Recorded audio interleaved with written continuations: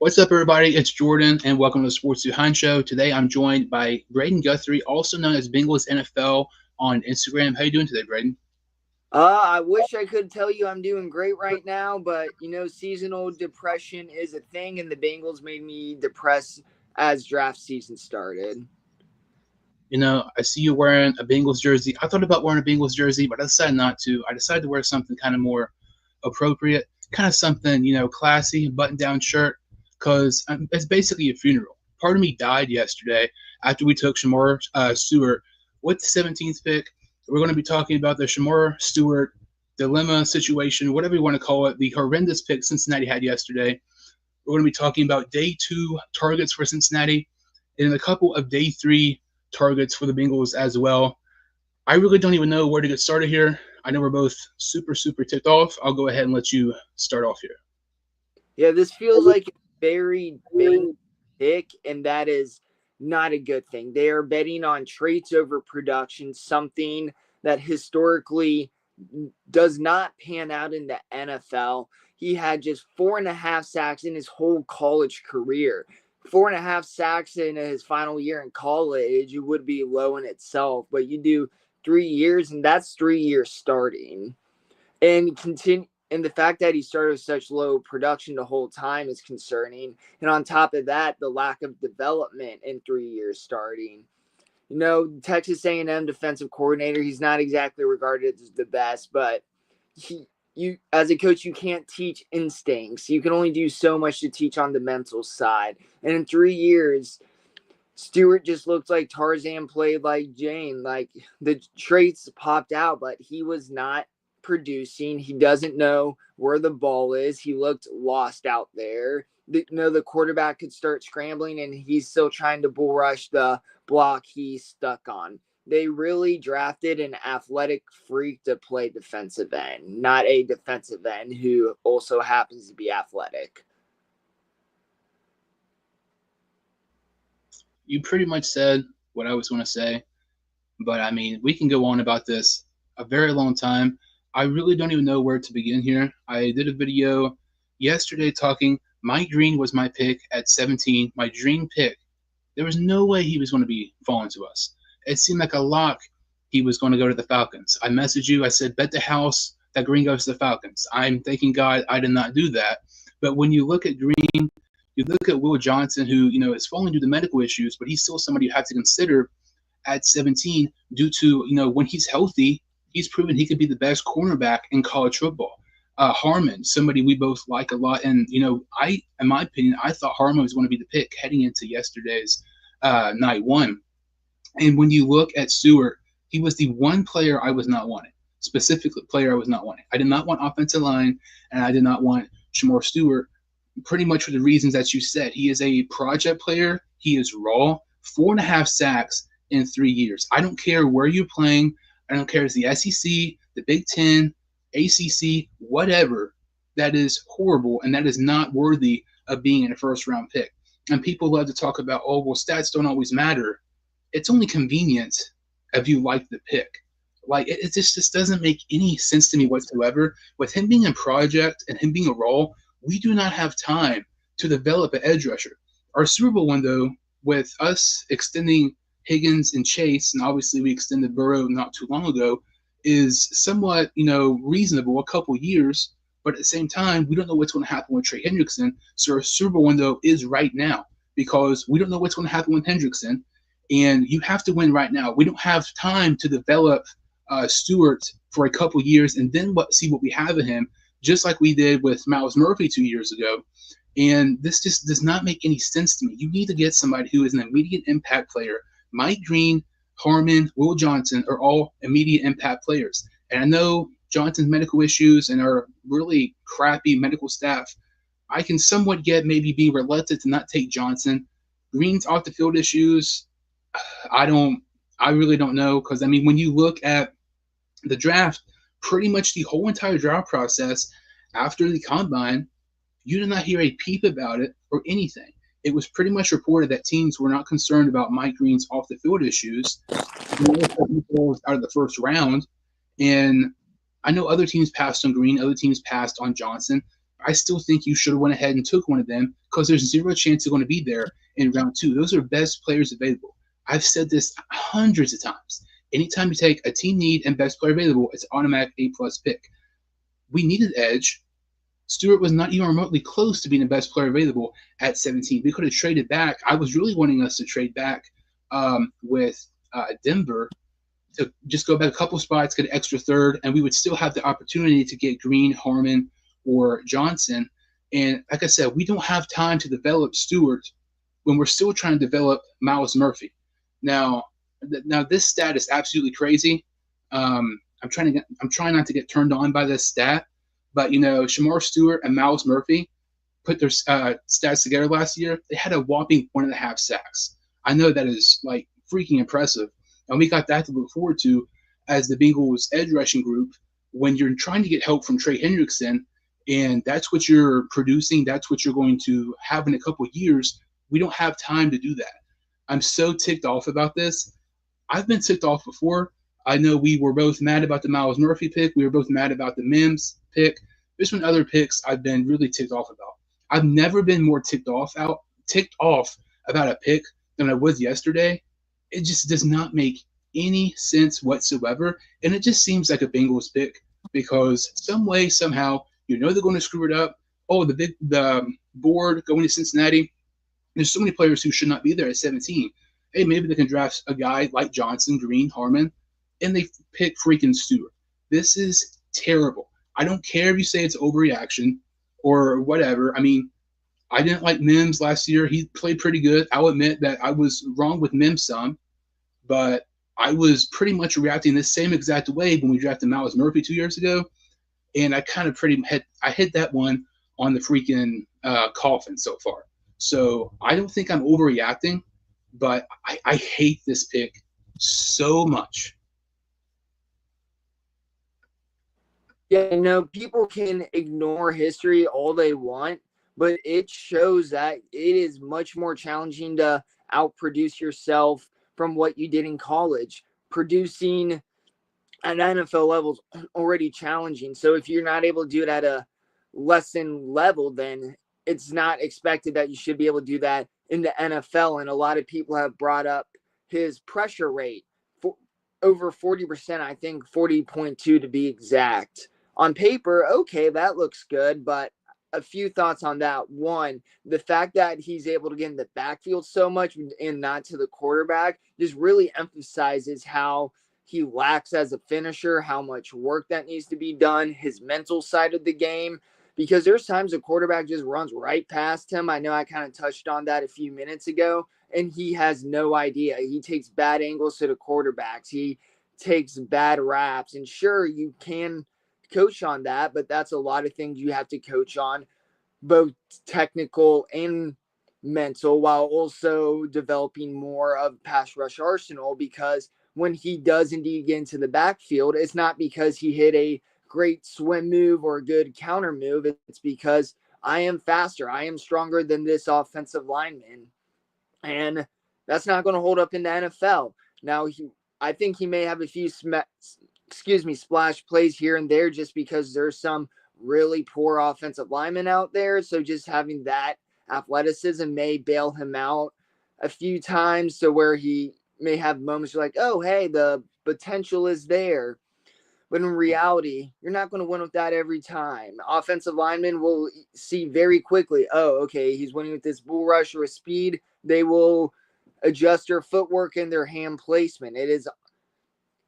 I shouldn't say it is easy to do, but it is easy to catch on and easy to come up with a plan. If you don't have an arsenal, you just do the same thing every time, it's not going to work out. And then you're not going to see that high pressure rate.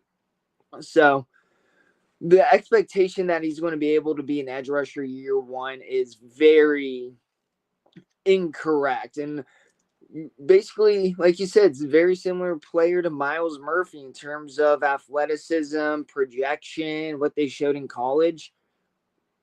Miles Murphy's already the plan starter. Why just not keep it like that? Why put another one in the room when you could have got immediate pass rush help? They entered the draft needing pass rush help, and they're leaving round one still needing it. it just doesn't make any sense to me. If Al Golden wanted to develop an edge rusher, why not develop the guy you have? I know with him being a new defense coordinator, he wants to get his own guys. I I don't think Murphy's that good, but you still have to see what you have in him rather than just basically drafting the same exact player. And I've seen people say, "Oh well, Stewart's just like Murphy." I mean, it's pretty much true, but we were tipped off about Murphy, and look at Stewart. He had way less production than Murphy had. You're not drafting athleticism. You should be drafting production. Like this just not does not make any sense to me. Going back to Murphy, I mean Nolan Smith was there. Several other better players were there. And I mean Nolan Smith had more sacks in the postseason this year for Philadelphia than Miles Murphy's had his whole career. You don't. It ticks me off because you're putting yourself in the same exact situation we were 2 years ago.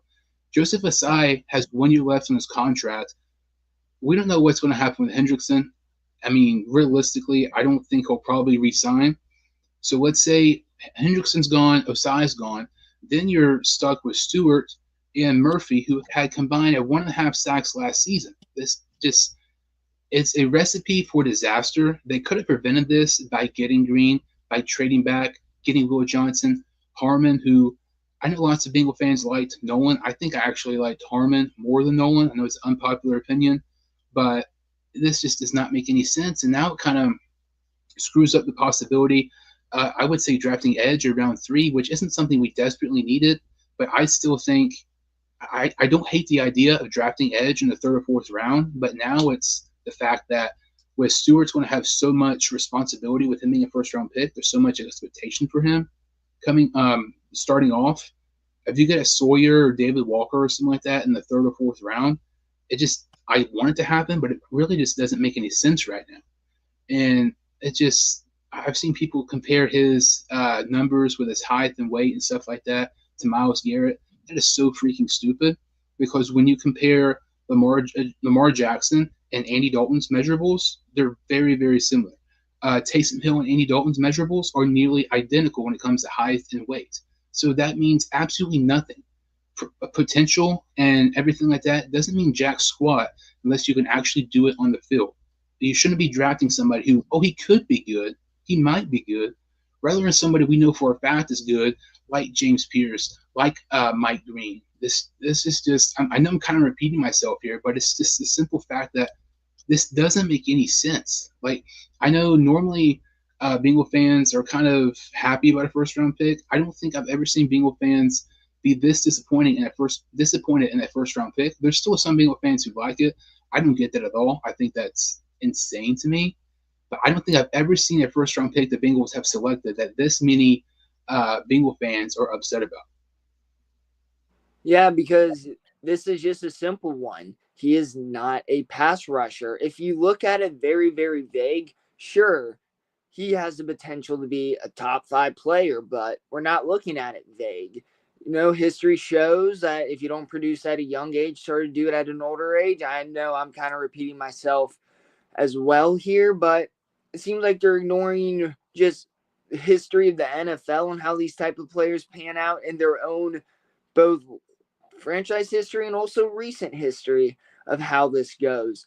And yeah, a guy like Mike Green, James Pierce, that somebody who, like you said, are already well developed, have a full pass rush arsenal, and who are also extremely athletic and even has more upside. Who cares they're not 270, 280? In the NFL, we're seeing those more athletic, well, obviously, who we drafted, Stewart is very athletic, but he didn't do agility testing. I think that's something needs to be of note. With Mike Green, James Pierce, you have that elite agility. You have all that elite athleticism, elite technique with room to get better. With Stewart, sure, in terms, he could be developed into an amazing player, but you combine all of that, all of what he needs to learn, that just seems very unrealistic. It's already going to be hard enough to get the mental side, and you really can't work a lot on that technical side until you understand the mental side. And in order to really get gain an ability on that mental side, you're going to need to play more. So essentially, we're going to have a liability who's missing tackles, not ability to rush the passer. If we are blowing out teams by 20 or 30 points, then great. But that's not going to happen because our defense is going to give us up a bunch of points. I'm not trying to keep going back to Mike Green. I'm not biased very often, but I'm very biased towards Mike Green. Being a Marshall fan, he was somebody I was hoping so bad Cincinnati would draft. Mike Green had 17 sacks last year. Stewart had 1.5. Mike Green had 3 sacks in a game last year. That's double what Stewart had the entire season. And I freaking hate the excuse. It ticks me off so much. I know you don't like it either, being an OU fan. I hate the excuse and what people say for a small school. They don't play anybody, or they only play against MAC schools or Sunbelt teams. When Mike Green played against Ohio State, he had a sack. When Mike Green played against Virginia Tech this season, he had 2 sacks. So just those 2 games alone, he still doubled Stewart's sack total this season. With Stewart having 1.5 sacks this year, one of those was against Bowling Green. His other 10 or 11 games, he had half a sack. I don't get how you can justify this pick. Yeah, I'm biased towards Mike Green. I'm not going to act like I'm not. I would have been fine with Harmon or Will Johnson. But you need to get somebody who can play right away, who you're not going to have to wait for in a couple of years. Like, this doesn't make any sense at all. I know I'm kind of saying the same thing, but the past couple of years we've done these videos, and the last couple of years we've been really ticked off about the Bengals selections in the first round. And posting stuff on Twitter, I was ranting, going off on Twitter yesterday. I was really ticked off, and people, oh, you don't know what you're talking about, and all that stuff. But for example, like, I'm not trying to brag, but right now I'm going to, because when people tick me off and I have proof that I'm right, I want to show my proof. I posted a video yesterday that Will Johnson wouldn't be a first round pick. And he wasn't a first round pick. Has like 50,000 views on TikTok. It's blowing up. He was, oh, when it first posted it, oh, that's not going to happen. You're crazy. They come back, holy crap, you're right. When you look at Myles Murphy, we were right about Myles Murphy. The draft is the one thing I'm almost always right about. Yesterday, I made over $300 off different picks and stuff, who's going to wear and stuff like that. On my mock draft, I was trying to find on my phone. My mock draft this year was the best mock draft I've ever done. Let me see here. I had a better mock draft this year than Phil Yates, Peter Schrager, Bucky Brooks, Charles Davis, and Daniel Jeremiah. So when people say we don't know what we're talking about, that's a bunch of BS. We know what we're talking about. I mean, we analyze and talk about the Bengals all the time. We know what's best for Cincinnati's interest, and this is not in Cincinnati's best interest. Stewart is not a good pick for Cincinnati, and I would say more than likely, a couple years from now, just like Myles Murphy, we're going to look back, hey, we were right about that, just like we were at Murphy.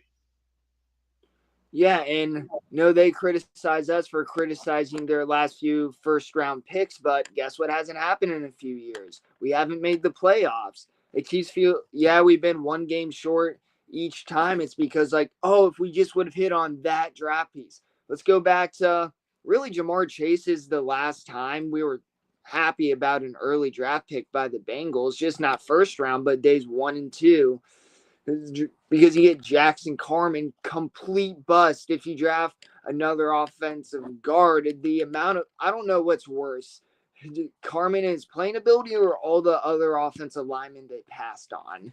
They take one of those linemen, we are in a lot better shape. We do not feel like we need to take round 2 or a guard in round 2 or round 3 today. Our offensive line protects Burrow in the Super Bowl. Maybe Donald doesn't almost sack Burrow on that last play and Burrow has time to hit Chase. We've all seen the replay of that, unfortunately. And ever since, the Bengals have been still trying to address guard for multiple years simply because they missed on that pick. Then you go, Dax Hill is still a little uncertain, but then you get guys like Cam Taylor-Britt, somebody who else is a little uncertain, but it looks like he was promising. Then he completely just busted out. Now, I think it may be a little early to write him off, but Josh Newton starting in the slot, and interesting decision to say the least. But it is not clear if Cam Taylor-Britt will even be starting. Could be DJ Turner. DJ Turner, somebody his rookie year, he started off strong, but started regressing as this season went on, and there was more and more tape about him. Zach Carter didn't make it through his rookie contract. Like, there have been a lot of busts lately that have pushed the Bengals back. Like, let's say Zach Carter, nothing special. He just plays like a third round you would expect to play like. Bengals defensive line's in a noticeably better position.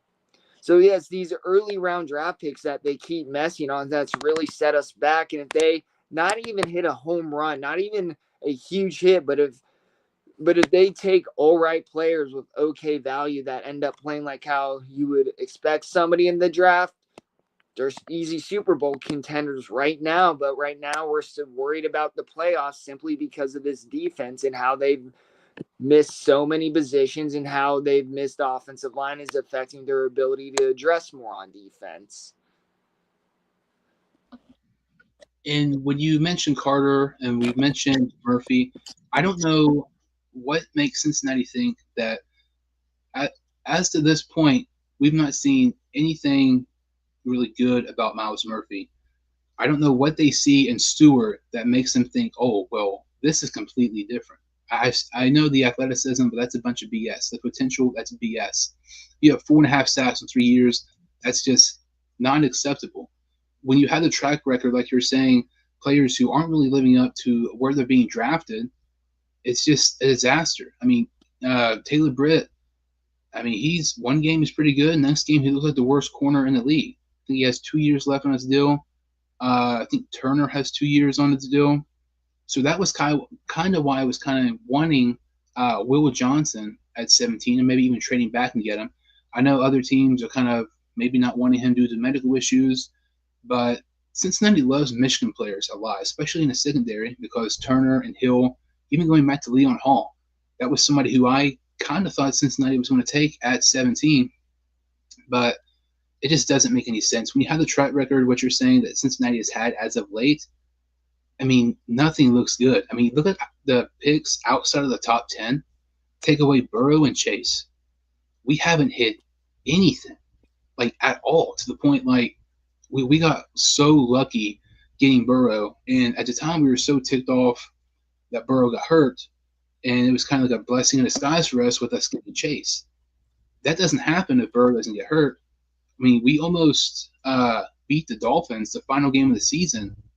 And in 2019, if we beat them, we don't have the first pick. Well, we got so lucky with that because, I mean, those are really only 2 hits in the first round in quite a long time. And our track record right now is proving that if we didn't draft Burrow or Chase, we would be SOL.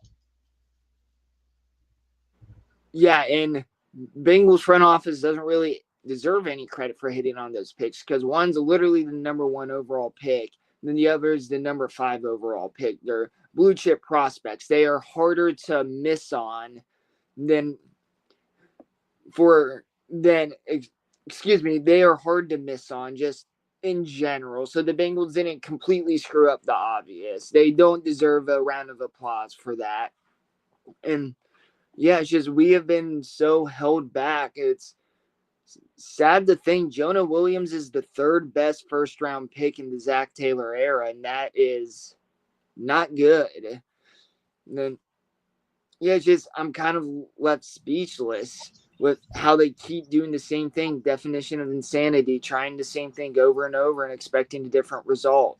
There's no reason to expect a different result. And yeah, don't get me wrong. I like Al Golden. I have faith in him, but having faith in him doesn't mean turning a completely new player into a football player. Because one, I think people need to understand, and I just made a post on this on Instagram, that as a defensive coordinator, while he will at times, but for the most part, he's not going to be hands-on with Stewart in his development. He's going to try and help with the mental side and scheming to his strengths, but when it comes to redefining that technical work, tackling, all really anything in that regard, that comes to Montgomery, the Bengals defensive line coach.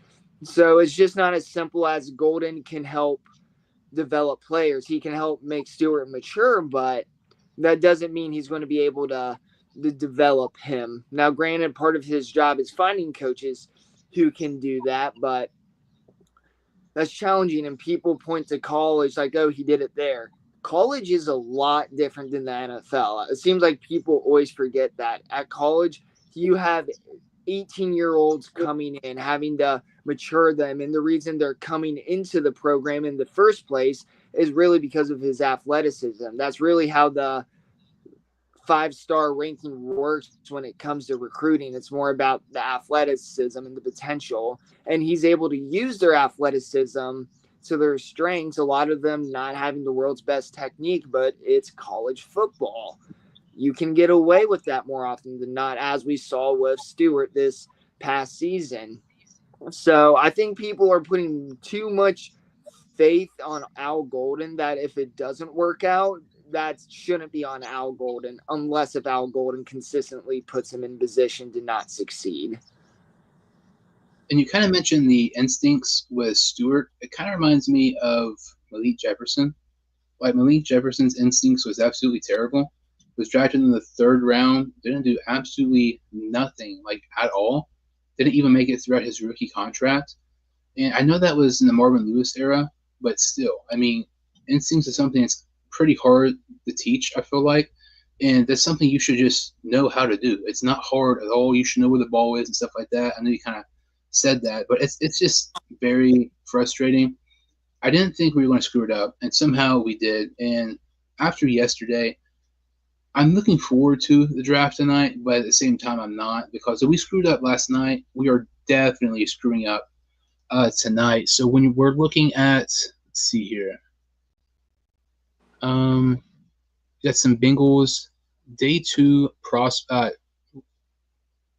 round two and round three targets. We'll start with round two targets. Who are some round two targets you have for Cincinnati? Well, I'll start with a few of the round one guys just because I think we have to talk about them on a situation like this. But I mean, Will Johnson, we keep talking about it. If there are medical concerns, maybe he keeps falling. Probably not. I think we're in the part of the draft where in the second round, you take a player with some of those concerns because he is so good. You can afford to do that, and that value is phenomenal. No, we talk about a player who's extremely athletic but doesn't necessarily translate to football skills. Nick Emenwari. Now, I had a higher grade on him than Stewart, and I don't think he's one of those athletes that's just an athlete who happens to play football. Excuse me, we saw that he's a really good tackler. His ball skills are really good. So he already has a lot of things in place. There's just a lot of inconsistencies, and one of those where work needs to be done. He's a bit of a project, but you let him play that out. He does have a legit potential to grow into a good safety, and that's the type of player you take in the second round. So those are two guys that I would love, but unrealistic really to think that they will be there at 49. So now there's a lot of options. So I think you have to talk about Xavier Watts, the Notre Dame safety. The Bengals are still have Geno Stone and or excuse me, not Von Bell, Jordan Battle as their two starting safeties. That's concerning. Geno Stone needs to be replaced, and I know people are still high on Jordan Battle, but with respect to him, he was a huge liability last year. He was closer to Geno Stone than people really want to think. Either of them could be replaced. Now, Watts would be a Geno Stone replacement, which would probably be for the best, and that would be good value. Over the past week, there's been some sudden rumbles of that he could be a round three guy. I don't believe that. I think that is just prime smoke season. So I could absolutely see the Bengals going there, especially with the Golden Notre Dame connection. And somebody else who speaks out. I feel like he, outside of Watts, was the most mocked to the Bengals. The Georgia guard, Tate Ratledge. I think I said his name wrong. Former teammates with Mims, so you have some chemistry there. And like we keep talking about, guard has been a consistent issue. And the last time we had good guards is when we had Kevin Zeitler and Clip Bowling. Obviously, for a few years, Alex Kappa was really good. He got injured, some really bad luck, but we have not had a good guard tandem. Obviously, he's only one guard, but drafting him gives the flexibility to then sign a guy like Dalton Risner, and suddenly you feel a lot better about your offensive line. There's Mullum, the West Virginia tackle, who's projected to play guard, somebody else that I could definitely see the Bengals being high on. Now, it has been clear throughout the offseason the Bengals, despite not addressing in free agency, want to improve guard in the draft. So I think a day two guard could be very likely in round two. I think a Will Johnson, like, this won't happen. A Will Johnson drops to 40, you have to trade up. I feel like you got to be the team. Because you know what? I'll take him. Doesn't work out, it's fine. I'm not wasting my first round pick on him. I mean, I'm trading up. I'm losing draft capital, but you still got to take a chance because we've seen when he's healthy, he is a freaking beast. I want Xavier Watts so bad, it's not even funny. Mike Green is my favorite round one prospect. Xavier Watts and J.J. Roberts are my two other favorite prospects throughout the draft. And when you look at Xavier Watts, with the connection with Al Golden, I think that's really big. I know you kind of touched on that, but Cincinnati loves to draft players or sign players that they already have chemistry with and familiarity with. Michael Thomas, the wide receiver, Taylor was with him with the Rams. If it wasn't for that, he would not even made a full season with us. He was actually on our roster for a couple of years. Marion Hobby, our former defensive line coach, coached DJ Reader at Clemson. We ended up signing Reader in the offseason. There was a connection there. I can go on and on. I think Anarumo was with either BJ Hill or Eli Apple with the Giants. There's been so many different connections, and I think Cincinnati would be insane to pass up on Watts if he's there at 49. I hope we really get him because I don't want other teams in the AFC North to end up getting Watts. He is my 100% go-to pick if he's there. If he's there, I'm not taking anybody else unless somehow, some way, Will Johnson or Mike Green falls. But we know that's not going to happen. Watts is my pick at 49. Like you said, Rutledge from Georgia, I would like that quite a bit as well. But it's very interesting, and I think we talk about this a lot when we talk about the draft. And let's say if Rutledge is gone, Watts is gone, I think we trade back. We've shown time and time again we trade back in the second round. 2017 for Mixon, 2019 for Sample, 2021 for Carmen. Two of those were in that Taylor era, and really outside of Mixon, both those trade backs under the Taylor era did not pan out at all. But when you're looking at Cincinnati, I just think it makes a lot of sense because you don't want to reach and get Fairchild from Georgia. We'll talk about him in a minute. I think the second round is a reach for him. But if you use that 49th pick, you trade back to, let's say, I don't know, 60, 65, something like that, around that area, I could kind of maybe get around that Fairchild range. I know it's still a bit of a reach, but you're going to kind of have to take your guard while you can, or maybe you want to get Millen, like you said. I wouldn't mind him. There's other players I like more than him, but I do think it'd be kind of cool. We got him because he's from Canova, which is like right beside Huntington. So he's a local guy here. That would be pretty cool. But I think trading down is definitely a possibility if Rutledge and Watts are off the board at 49. Yeah, I completely agree. I do think the Bengals were actually trying to trade down yesterday, and there just wasn't much interest. That seems to be a theme with the draft. Teams are not looking to trade up as much. Obviously, we saw the blockbuster trade with the Jaguars and Browns. And off topic for a second, I hate to say this. I know a lot of people are criticizing the Browns, but I actually thought that was a really good and smart trade, especially after the Sean Watson disaster. Get yourself a lot of draft picks because, like, obviously Travis Hunter, I think is going to be a special player, but they have so much they need that they need it beyond Hunter, and Mason Graham's a phenomenal player. I hate that they took him. But I hate that much because I would rather have them have Genty than Graham. I know it sounds crazy because with Genty, yeah, they have a running back, but they're still not going to be good unless they have a quarterback.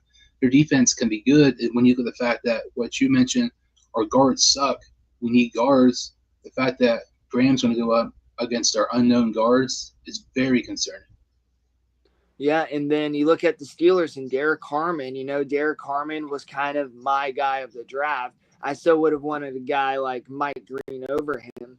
But for the Bengals to pass on him when he was connected so much was heartbreaking. And then to have the Steelers take him, that was just stab in the heart. That was hard. And we see all these other AFC North teams, they have dominant defensive lines. That's why the Bengals have struggled against the Ravens and Steelers quite a bit. That's why this past year, both games, the Bengals had both games in control to win against the Browns. The Browns were able to keep it close enough because their defense kept getting to Burrow. It's able to disrupt plays.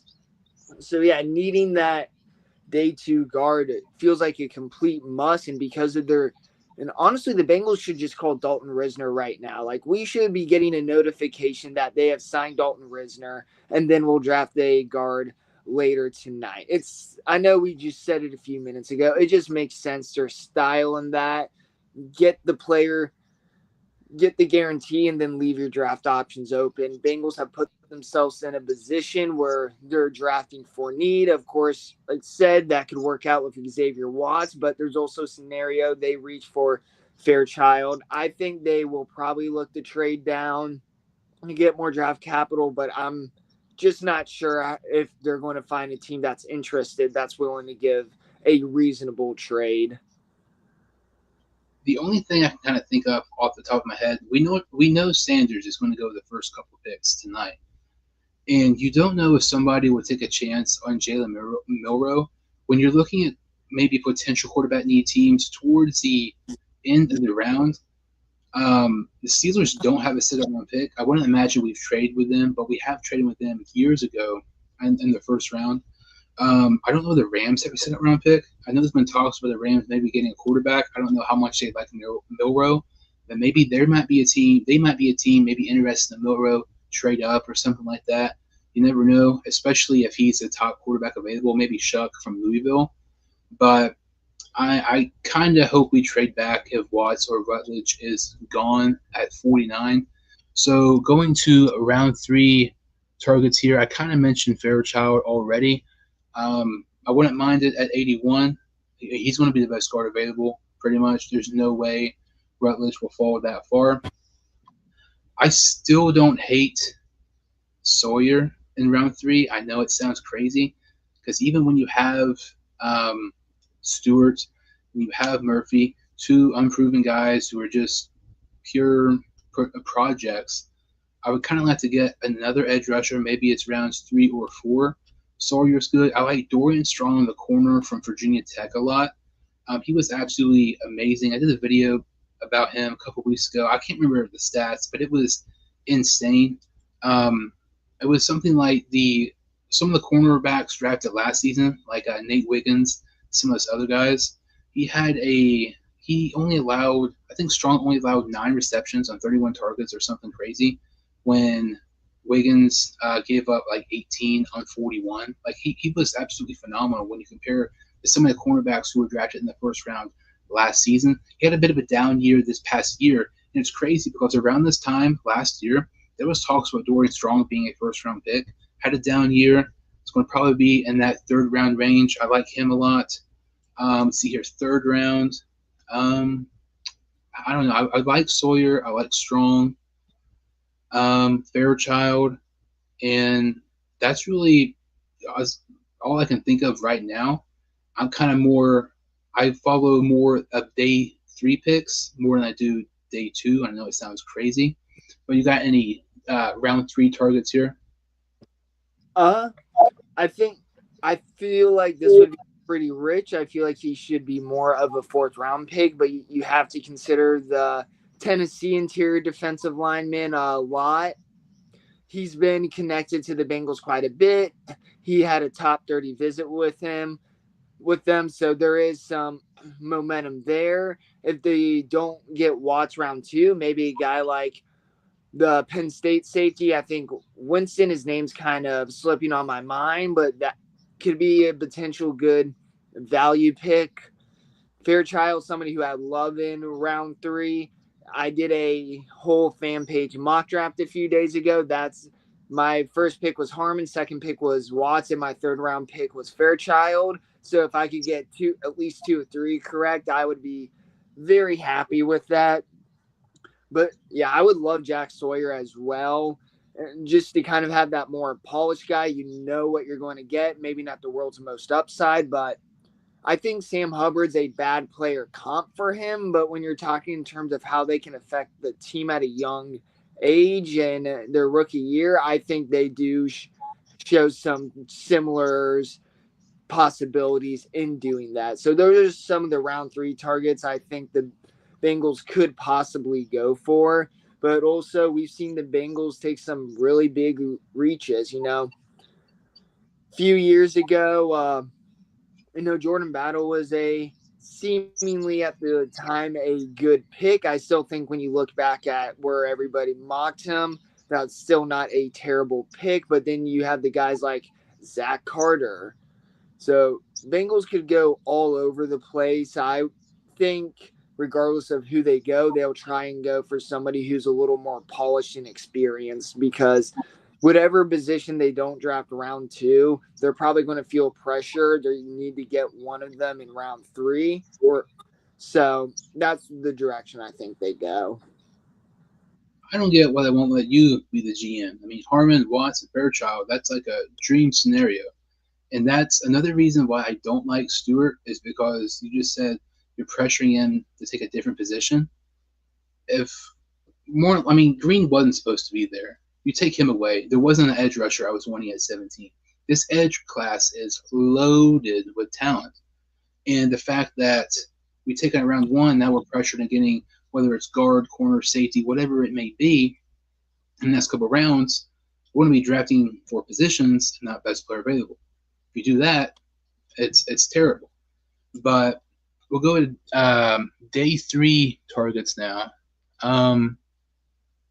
Round 4, I love David Walker from Central Arkansas. I did an interview with him a couple of days ago. He's talked with the 49ers. I think he said he had a private workout with the Saints. He's small, like he's like 6'1". So Cincinnati, realistically, is probably not going to draft him. They always like tall edge rushers, 6'4", 6'5", 6'6", and playing at Central Arkansas. Cincinnati does not like to draft small school prospects. Rounds 4 here. Let's see who else we got. I don't know. Let's see. Powell Ryland, I think that's how you say it, the edge rusher from Virginia Tech. He is a beast. He had 16 sacks this season. Him and Green were going back and forth, where it was sack leaders throughout the season. Ryland Powell, or Powell Ryland, however you say it, he had 2 games with 3 sacks this year, and he had 1 game with 4 sacks. Like, he is a beast. Was phenomenal this year for Virginia Tech.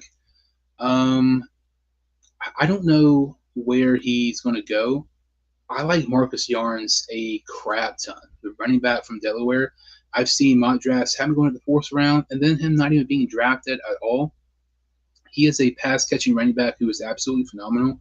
He was only one of 5 prospects at the combine to work out in an alternative position. He's had 41 catches last 2 years, and I'm trying to think. I think it was 41 catches. I think 8 or 9 of those were touchdowns. 19% of his catches the last 2 years were touchdowns. And as a running back, he's had 3 or 4 different receptions of 45 yards or more the last 2 years. I mean, that's impressive as a wide receiver. The fact that you're doing that as a running back and there's very few receptions, that is insane. He had, I think, 8 touchdowns this past year. The year before, he had like 1,300 rushing yards. He's somebody who played pretty good at the Senior Bowl, really showed his pass catching ability. And let me see. I'll talk about him here in a minute. Who you have in round 4? Yeah, now we're starting into the territory of uncertainty. I could see the Bengals going a running back here. There's been a lot of rumors about when they may go running back. This feels a bit early, but the Bengals seemingly always value running back a bit more than the rest of the league, even despite having Chase Brown. Walker is somebody who I would absolutely love here. I think that would be a slam dunk of a pick. However, like you said, the traits just and how the format of the player just does not match what the Bengals are looking for. You would hope in round 4 and on day 3 they'd be a little more flexible with that, but it seems like they're stuck to their way. So those are a few things. Powell, like you said, that could also be another phenomenal pick. But yeah, as we get closer, Ty Robinson, the Nebraska defensive lineman, I would be surprised if he's there. I've seen some mocks with him going in round 3, but how they didn't address defensive end, or excuse me, defensive tackle round 1, and they probably won't rounds 2 or 3. I can see that certainly being a possibility. Forgot to mention was Walker. He's had over 30 sacks the last 3 years, and he won the Buck Buchanan Award, which is given to the FCS top defensive player. We got one more player, Billy Bowman, the safety from Oklahoma. He's a ball hawk safety. He's a really, really, really hard hitter. I think he's only like 5'10", so he's kind of might not want to. Some teams might be hesitant with his lack of size. In 2023, I believe, he had like 6 interceptions and 3 or 4 pick sixes. He had 238 interception return yards in a season on 6 picks. He averaged nearly 40 return yards per interception. I mean, you cannot get that in a video game. That is insane. I'm going to end round 4 with a safety. I'm going to start round 5 with a safety. I want J.J. Roberts so freaking bad, it's not even funny. 94 tackles this year for Marshall. 5 tackles for loss, a sack, a forced fumble, a field goal block, 14 passes defended. That led the Sun Belt Conference. That was second most in college football this season. He was PFF's top-rated safety this year. I reported weeks ago that the Bengals met with him at his pro day at Marshall. Then I reported that he had a visit with Cincinnati last Wednesday. And, of course, Sports Illustrated, James Rapine couldn't give me any credit. It's a bunch of BS. But the Bengals are very, very, very, very high on Roberts, more than people think. I think Roberts around 5 is a slam dunk pick. I know some people might say it's a reach because some mock drafts don't even have him being drafted. If he's there in round 5, you've not taken safety, go ahead and take him. He's the real deal. He's a local guy. He's from the Huntington area. I would love J.J. Roberts being drafted by the Bengals. Yeah, like you said, slam dunk of the pick. Whoever's team need, you're getting a guy who can impact on special teams and on day 1 early. So, yeah, absolutely. Take him. Somebody else who I could possibly see going in round 5, kind of going back to running back, is R.J. Harvey, the UCF running back. He seems like somebody who really fits the Bengals' play style and what they're looking for to kind of team up with Chase Brown. And we know the Bengals at some point are going running back, most likely rounds 5 or 6. So RJ Harvey, if we got him round 5, I would be happy with that. And I want to like more linebackers on day 3, especially with the team need. Maybe tonight's when we see Jermaine Pratt get traded and they take a linebacker. I would probably be surprised at this point. We haven't heard anything of it, but there's just not really many linebackers, especially as we get into rounds 5, 6, and 7, that I think has potential to be a good starter in the NFL. I've had mocks of them getting Kaiser, but that's more the Al Golden connection than anything. I've normally had them getting him in rounds 5 or 6. And even then, I mean, he's all right, but he's nothing like, you have to get him. I think it's just more the connection that just makes a lot of sense there. I think that's something else in play in round 5. Round 6 will be the Bengals' final pick of the draft unless they do a trade and get more picks. They do not have a 7th round pick with them trading to get Khalil Herbert. So round 6, I don't even know where to begin. We'll start with Efton Chisholm, the wide receiver from Eastern Washington. Has been the most consistent wide receiver in college football these last couple of years, has had at least 6 receiving touchdowns each of the last 4 years. And if you're looking for a Puka Nacua in this year's draft, it could be him. He reminds me a lot of Cooper Kupp, and Cooper Kupp played at Eastern Washington. I'm not trying to helmet scout, but they are very, very comparable. Both really good receivers. Another guy is Elijah Badger from Florida, averaged 20 yards per reception. Players with at least 36 receptions this year in college football. If you had 36 reception yards or more, that means Badger led the country in yards per reception with 20. Let's see here. Shanderick Powell, the running back from Central Arkansas. He's undersized, Central Arkansas, kind of like David Walker. It's probably not going to happen, but I would love it a ton. He's been a beast. Had over 40 touchdowns, over 3,500 rushing yards the last 3 seasons. I know the Browns, Eagles, Saints, and I think the Jaguars are super high on him.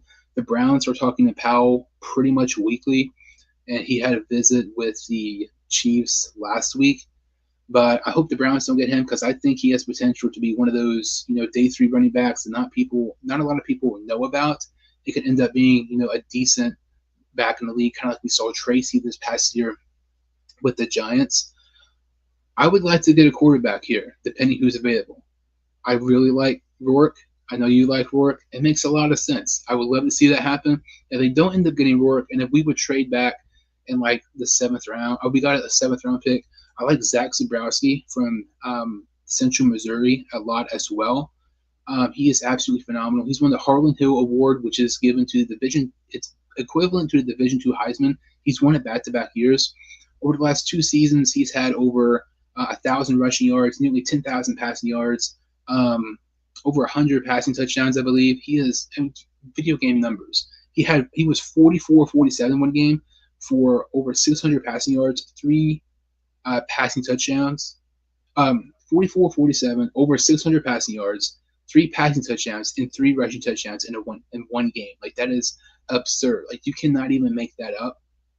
Let's see here. There's more guys. I'm trying to think. So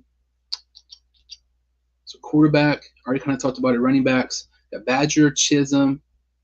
Clay Webb is somebody I don't know a lot about. I knew some about him heading into this season, but if he's there from, I think, Jacksonville State, I don't think that would be a bad option if you're trying to get more guard help. Edge rushers. Edge rusher, like you said, linebacker is not really good.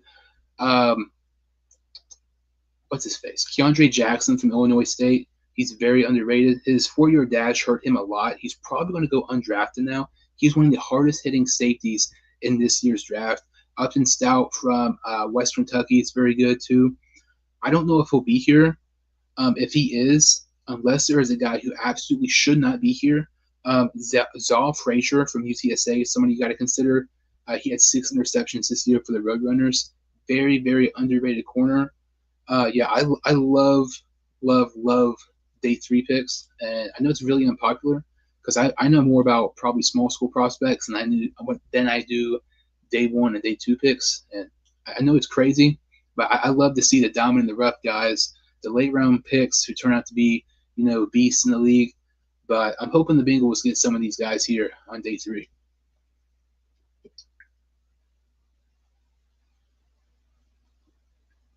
I think you're muted.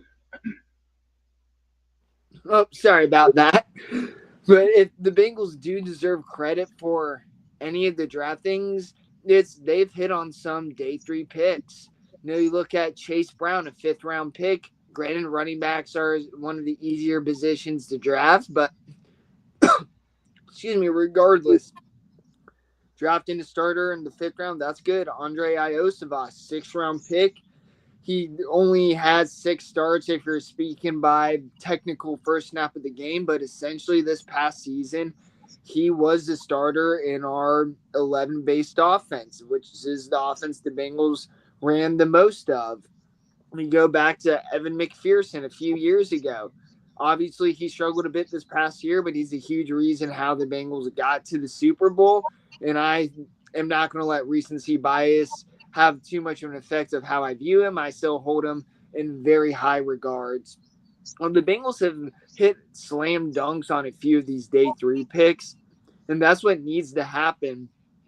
Maybe in this low defensive tackle class, they get one in round 3 and they double up. Probably not with the young guys they have. But, yeah, one of these wide receivers I could absolutely see going because at the end of the day, it's the 6th round. you're not getting a projected starter. You're getting somebody who really you're projecting on special teams that you're hoping you can develop into more. So this is where you can kind of take more of that wild card type player. And I wouldn't be surprised if the Bengals did that because they've shown to do that in the past in the round 6 and 7. Nick Nash is somebody I like as well. He's small, comes from a small school. It's another one of those situations where, I mean, yeah, it's a good pick, but it just doesn't really fit Cincinnati's forte. He was top 5 in receiving yards this past season. But yeah, I'm very nervous about tonight because if we screwed up yesterday, as easy as it was a layup, and then we airballed the layup somehow. I cannot imagine how more than likely bad tonight is going to be. I'm hoping for Xavier Watts at 49. If that happens, I won't be nearly as mad as I am right now with Stewart. I've been awake for about 30 hours now. I'm still ticked off about the Stewart trade. It's just not a good combination. I'm ticked off. I'm tired. I need to see the Bengals have a good pick tonight, or I'm going to be even more ticked off. But it should be interesting tonight in rounds 2 and 3. So, Braeden, can you kind of tell some of the listeners who are going to follow you on social media? Yeah, you can follow me on Instagram, Bengals_NFL. I've been posting a lot lately, especially last night, and I am posting more today. I am going to post a players I like. Basically, if you listen to this, you got a preview of what that Instagram post is going to entail. I'm going to post probably a few more Shemar Stewart stuff because at the end of the day, we dislike the pick, but we also want to see him succeed. So that's where you'll get most of my Bengals content. You can also follow me on TikTok, Braeden G18. I've been posting a lot more NFL content on that and kind of been getting away from YouTube. But if you want to follow my YouTube, that is at Bengals NFL Geek. And again, Instagram and TikTok where you'll see the most content. And if you can follow me on Twitter, Bengals_action. However, I am mainly on Twitter to see opinions of other people and get insight more so than posting there myself.